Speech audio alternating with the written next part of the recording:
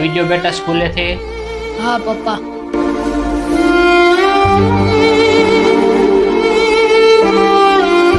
કેમ છો?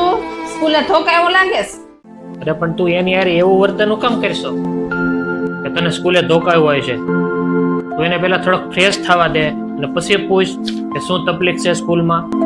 કેમ ટેન્શનમાં છો? સરખી જાણા? હા, મારું હોમવર્ક બાકી હતું ને તે સરે મને માર્યો. સાંભળ્યું તે? આના જવાબદાર કોણ છે ઈ? અને તું હજી પૂછ ઈ કહે તને કે સરે તને પહેલો પ્રશ્ન શું પૂછ્યો હતો? તારું હોમવર્ક બાકી રહી ગયું હતું તો સરે તને શું પૂછ્યું હતું? સરે મને પૂછ્યું કે તારા મમ્મી પપ્પા ઘરે તેનો હોમવર્ક નથી કરાવતા. સાંભળ્યું તે? સરે શું કીધું ઈ? એનું હોમવર્ક બાકી રહી જાય ને એના જવાબદાર આપણે મા બાપ છે, બાળક નહીં.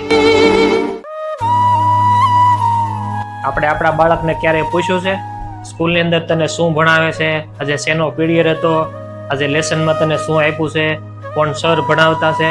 આવું કાંઈ આપણે નથી પૂછતા અને ઉપરથી બાળકને દોષિત ઠેરાવીએ છીએ. આવું ન કરાય. અમુકનું બાળક ડિપ્રેશનમાં આવી જાય.